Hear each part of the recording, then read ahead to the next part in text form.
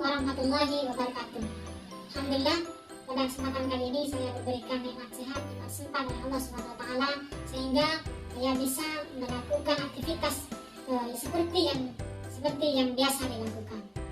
Yaitu pada kesempatan kali ini saya sebagai materi pertama akan menyampaikan beberapa materi, yaitu tentang perencanaan layanan bimbingan dan konseling. Perlu kalian ketahui, dalam melakukan layanan bimbingan dan konseling kita harus merencanakan terlebih dahulu.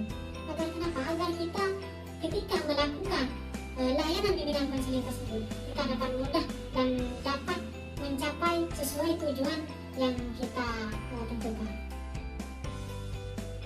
Perencanaan bimbingan dan konseling ini merupakan suatu usaha mempersiapkan segala keputusan mengenai program layanan dan bimbingan yang akan dilaksanakan.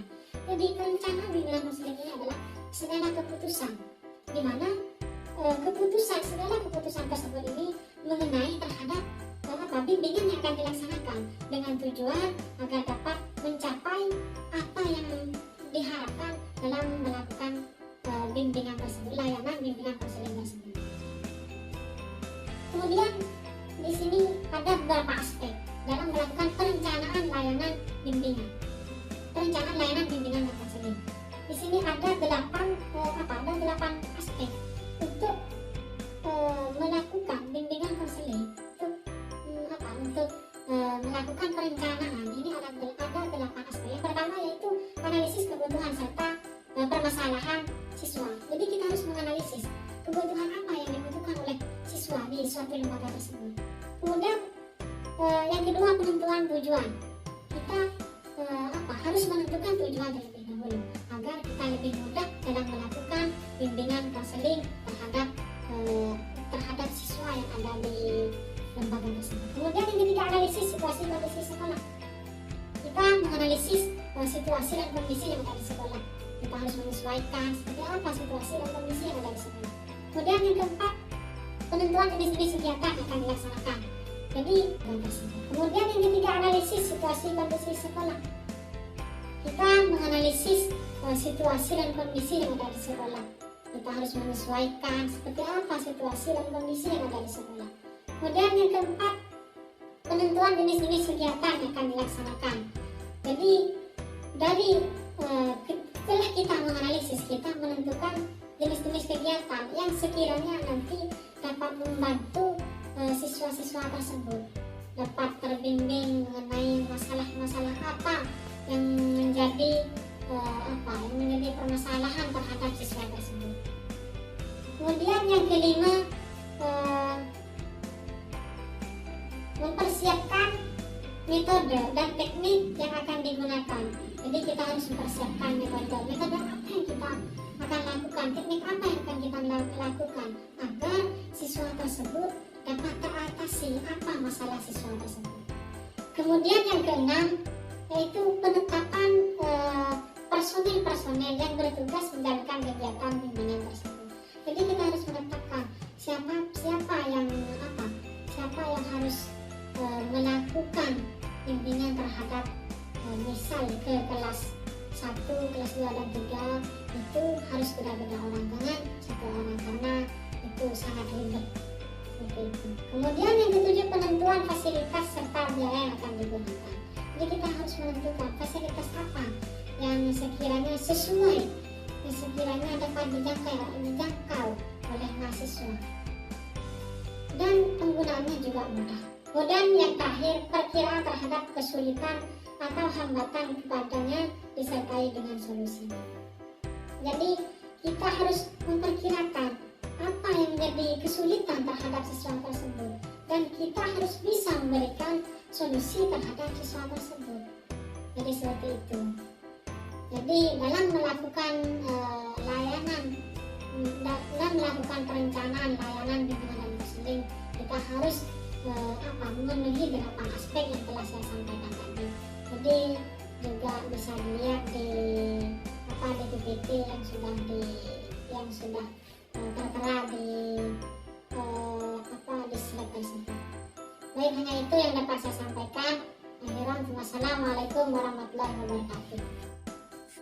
Oke, teman-teman, kesempatan kali ini akan menjelaskan tentang pengorganisasian layanan bimbingan dan konseling.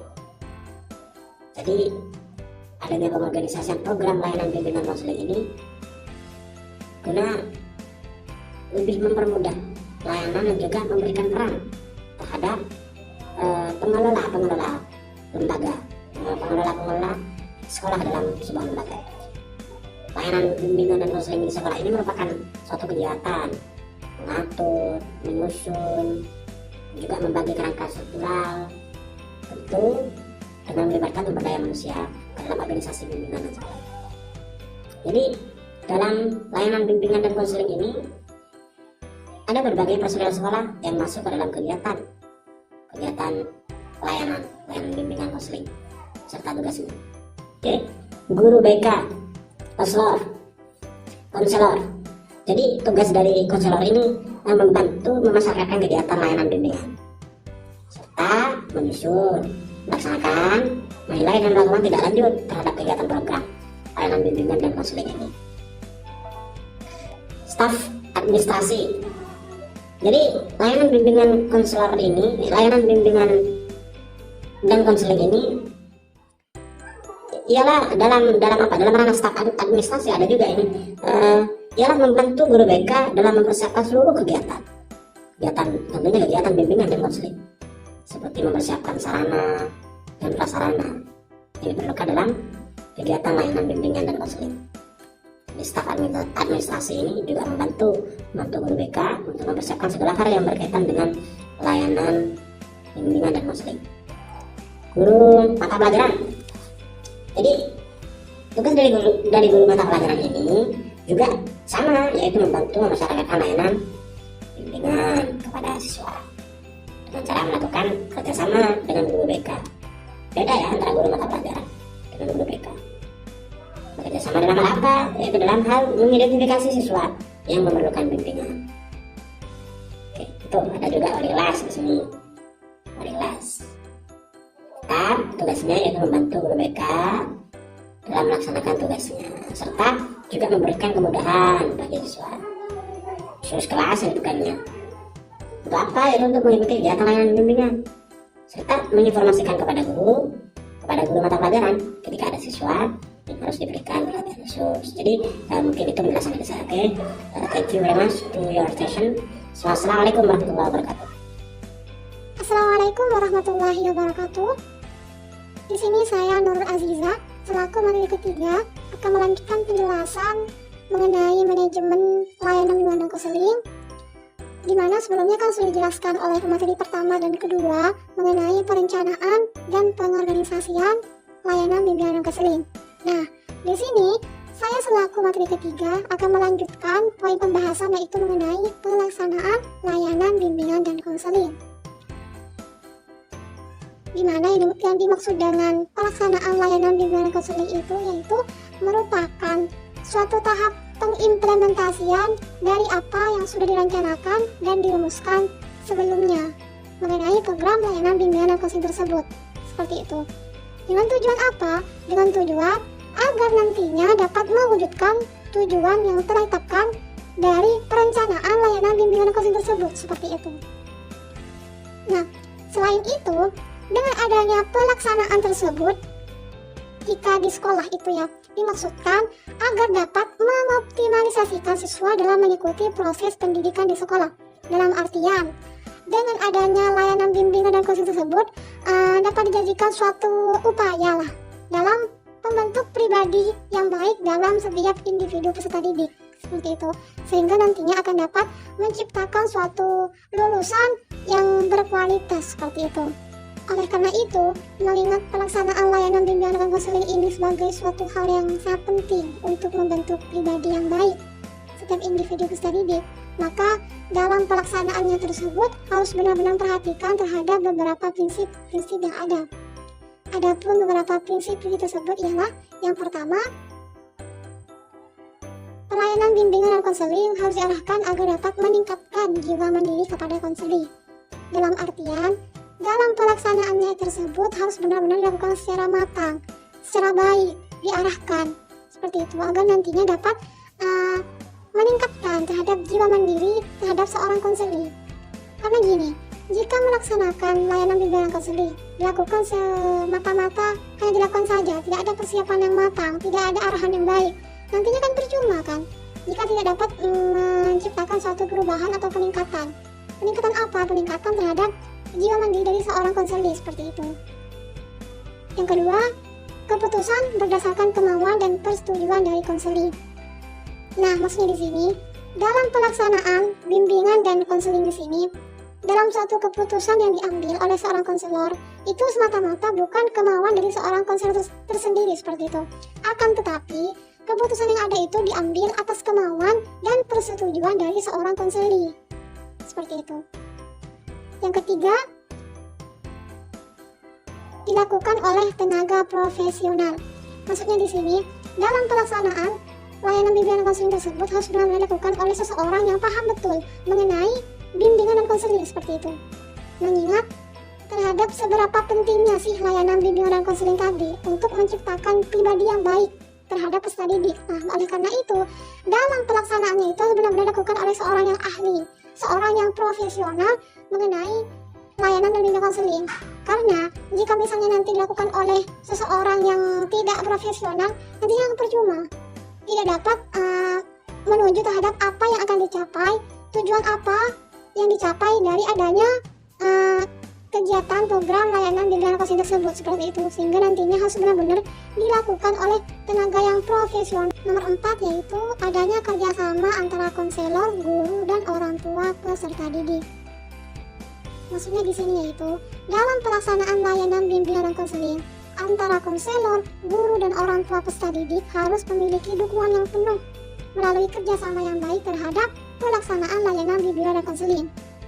Dengan tujuan apa? Dengan tujuan melalui kerjasama yang baik antara ketiganya nantinya akan dapat mencapai dari tujuan apa sih yang akan dicapai dari adanya pelaksanaan layanan bimbingan dan konseling ini seperti itu.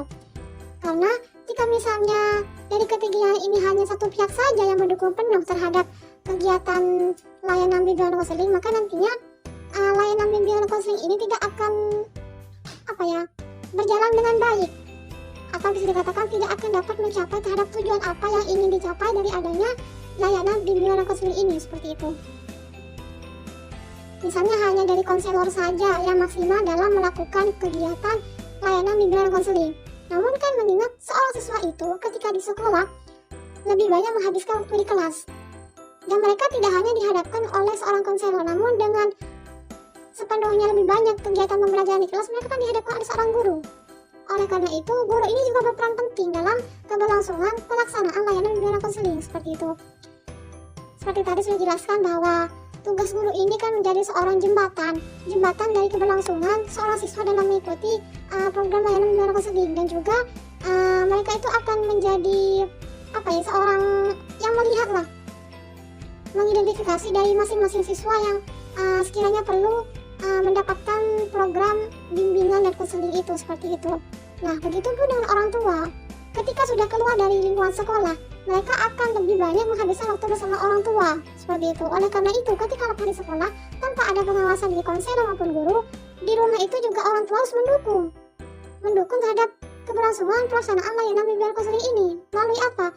Orang tua itu harus juga mengawasi terhadap apa yang dilakukan oleh peserta didik, sehingga nantinya dalam diri peserta didik tersebut tertanam jiwa jika mereka itu di sekolah juga harus mengikuti apa yang konselor dan guru itu katakan, dan di rumah mereka juga merasa diawasi, sehingga kegiatan bimbingan konseling tersebut akan sama rata dilaksanakan oleh seorang siswa tersebut baik di lingkungan sekolah maupun di lingkungan keluarga seperti itu.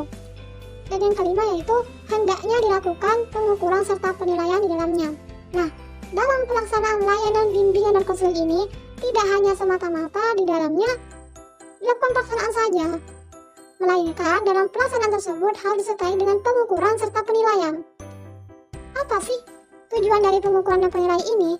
Tujuannya sebagai suatu pengukuran apakah kegiatan dari pelaksanaan layanan bimbingan dan konseling ini benar-benar sudah tepat sasaran, atau nantinya harus ada perlu penilaian lah dari pelaksanaannya tersebut, sehingga nantinya akan diketahui lah tolak ukurnya itu apakah sudah berhasil atau tidak seperti itu. Dan yang keenam yaitu dilaksanakan secara fleksibel. Maksudnya dilaksanakan secara fleksibel di sini yaitu disesuaikan dengan kebutuhan yang individu dan lingkungan itu perlukan, seperti itu. Maksudnya di sini, dalam pelaksanaan layanan bimbingan dan konseling di sini, di dalamnya itu harus benar-benar disesuaikan dari kebutuhan individu peserta didik dan lingkungan.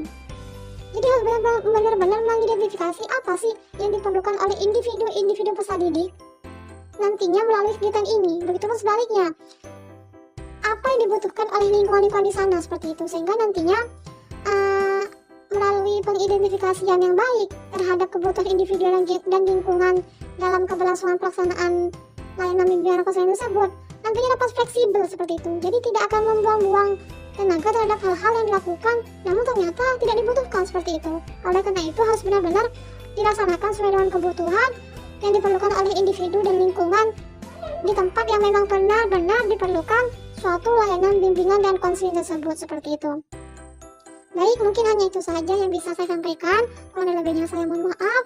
Selanjutnya saya beralih pada materi keempat. Baik, terima kasih atas pemaparan materinya. Langsung saja saya Siti Nafarisa selaku pemateri keempat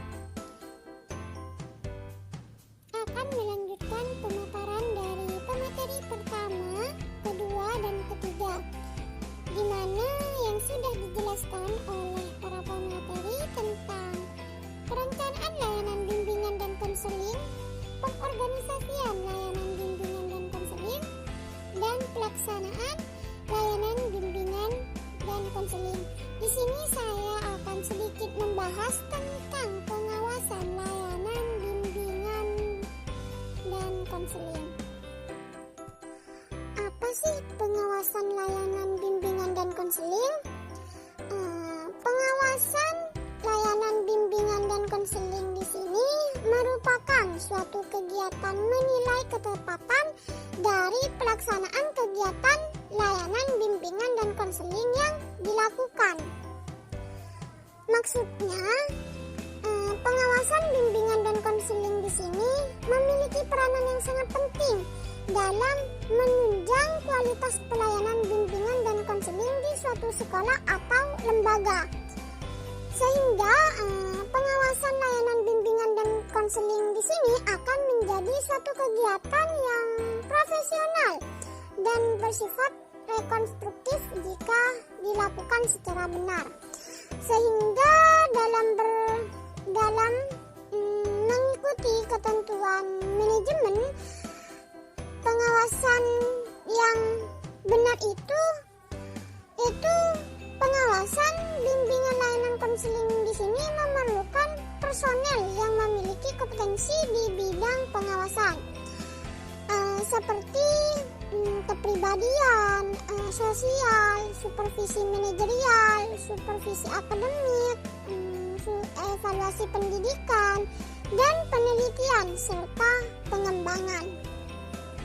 Sehingga dalam penyusunan program pengawasan bimbingan dan konseling di sini, di mana setiap pengawas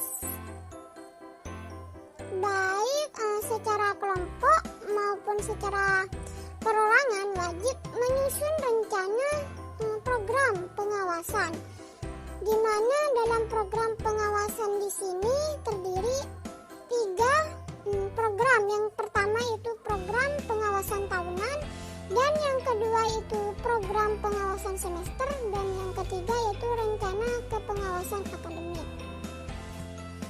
Jadi langkah yang dapat digunakan dalam pengawasan bimbingan dan konseling di sini ialah dengan menentukan suatu tujuan dan kriteria yang menunjukkan bahwa tujuan tersebut telah ditetapkan sebelumnya dan telah tercapai, sehingga disertakan dengan adanya evaluasi dan pengukuran layanan berdasarkan kriteria yang ditentukan, di mana dalam pengukuran layanan tersebut ada beberapa kriteria yang meliputi, yang pertama itu berkurangnya kegagalan peserta didik dalam suatu pembelajaran. Jadi dalam pengukuran layanan di sini dapat berkurang kegagalan pada suatu peserta didik dalam pembelajaran di kelas. Dan yang kedua yaitu berkurangnya masalah disiplin. Jadi dalam kriteria kedua di sini dapat berkurang masalah disiplin pada peserta didik tersebut. Dan yang ketiga itu bertambahnya penggunaan layanan bimbingan, yaitu pada peserta didik akan bertambah dalam segi penggunaan layanan bimbingan dan konseling. Dan yang keempat itu berkurangnya perubahan program pada peserta didik. Jadi adanya kriteria pengukuran layanan di sini dapat berkurang perubahan pada peserta didik tersebut, sehingga 4 kriteria di sini dapat ditentukan dalam langkah yang digunakan dalam pengawasan tersebut, sehingga dapat menentukan tujuan dan kriteria yang ingin ditetapkan sebelumnya yang telah tercapai. Sekian pemaparan dari kelompok kami, kurang dan lebihnya saya minta maaf. Wassalamualaikum warahmatullahi wabarakatuh. Yeah.